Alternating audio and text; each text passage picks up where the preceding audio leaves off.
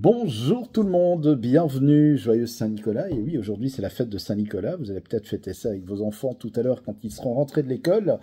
En tout cas, bien profitez-en un maximum. Et puis, je vous souhaite une très très belle fête puisque nous sommes aujourd'hui le 6 décembre.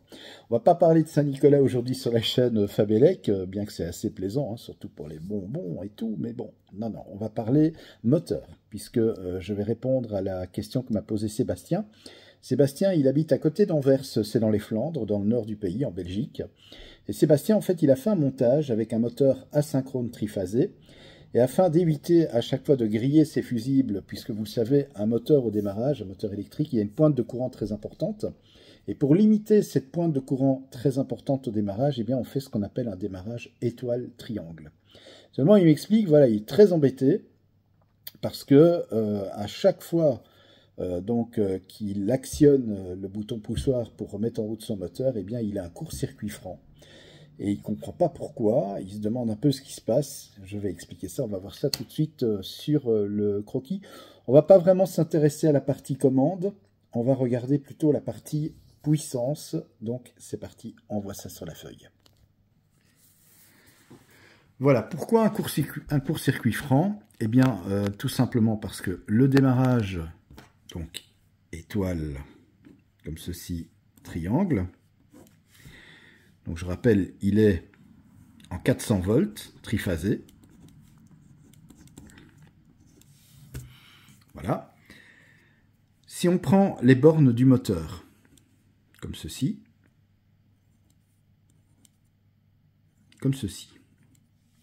Alors je ne vais pas dessiner les enroulements, je pourrais, hein, mais ça sert à rien, enfin quoi que allez, je peux quand même le faire. Voilà la disposition des enroulements au niveau de la borne. Voilà comment ils sont raccordés. Pourquoi 6 bornes? Mais parce qu'il y a 3 enroulements, vu que c'est un moteur triphasé asynchrone. Alors, U, V, W, ça ce sont les noms des bornes. X, Z, Y. Je vais redessiner mes bornes cette fois-ci, mais sans les enroulements. Voilà. U, V, W, X, Z, Y. On vient, en fait, avec nos phases,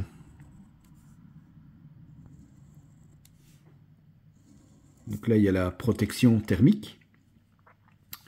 On vient avec nos phases et les fusibles juste avant. Donc L1, L2, L3.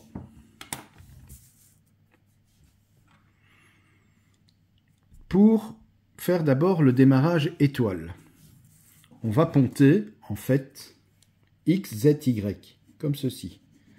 On va mettre ces 3 bornes en court-circuit, avec des barrettes de pontage. Si vous n'avez pas de barrettes de pontage, vous pouvez mettre des fils, avec des cosses éventuellement, ou faire des œillets avec du fil rigide. Donc voilà, ça c'est le démarrage étoile. On voit très bien qu'en étoile, en fait, qu'est-ce qui se passe? Eh bien, les enroulements viennent se mettre en série entre les phases. C'est l'étoile. Et puis, on a le démarrage triangle. Donc le démarrage triangle, en fait, cette fois-ci, on ponte UX, VZ, WY. Et là, déjà, en voyant ici, sur ce croquis, on a déjà compris pourquoi il y a un court-circuit franc sur les 3 phases. En effet, lorsque ça démarre en étoile, pas de problème, le moteur démarre.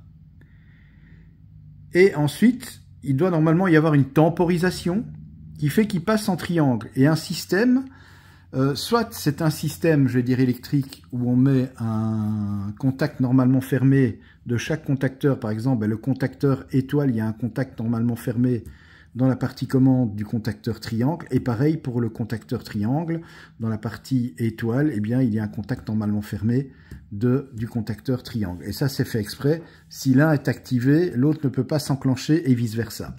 Donc, c'est une protection pour justement éviter ce court-circuit.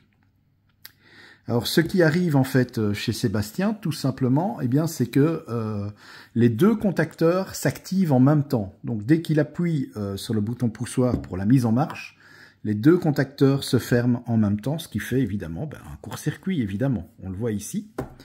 Donc, il y a également, pour éviter cela, des contacteurs avec une protection mécanique cette fois-ci. Donc, si un contacteur est enclenché, l'autre ne peut pas s'enclencher. Donc, mécaniquement, il y a un système qui bloque et qui empêche les deux contacteurs de, je vais dire, de se fermer en même temps. Donc, ça évite justement les courts-circuits. Mais donc voilà, il faudrait voir un petit peu, mettre une temporisation éventuellement dans ton circuit. Donc c'est-à-dire que il y a de toute façon une temporisation, c'est-à-dire que lorsque tu enclenches ton contacteur étoile, donc le moteur démarre en étoile, donc il va consommer un courant mais qui est beaucoup moins fort que si on le démarrait directement en triangle. Et après un certain temps, eh bien, le système, la temporisation fait que le contacteur étoile s'arrête et c'est le triangle qui prend le relais. Et à ce moment-là, eh bien, le moteur tourne à sa pleine puissance puisqu'il reçoit les 400 volts, il reçoit les 3 phases. Donc voilà, ce serait intéressant pour toi soit de mettre des temporisations ou alors d'acheter 2 contacteurs avec cette protection mécanique qui empêche les 2 contacteurs de s'enclencher en même temps. Donc c'est une protection qui fait que quand un contacteur est enclenché, eh bien l'autre est bloqué et vice-versa, ce qui évite le fameux court-circuit, puisqu'on le voit très bien, une fois qu'on fait étoile-triangle, eh bien on amène tout simplement les 3 phases sur un pontage ici, X, Z, Y. C'est un court-circuit, c'est comme si vous preniez vos 3 phases et que vous les mettiez ensemble. C'est la même chose. Voilà Sébastien, j'espère que j'ai pu répondre à ta question. Et n'hésite pas à revenir vers moi s'il y a quelque chose que tu n'as pas compris. Même si tu veux une vidéo complémentaire sur la partie commande, eh bien n'hésite pas, ce sera avec plaisir que je te montrerai ça. Voilà, il ne me reste plus qu'à vous souhaiter, on va changer la caméra, qu'à vous souhaiter bien, un très bon week-end, un bon 6 décembre encore, une bonne Saint-Nicolas, et puis je vous souhaite d'ores et déjà une belle fin de journée. Profitez bien de votre week-end pour vous reposer. Si vous en avez l'occasion, je vais y arriver, j'en bafouille. Et puis, pour tous ceux qui bossent, bon courage. Je vous embrasse. Merci de l'intérêt que vous portez à la chaîne Fabelec. À bientôt.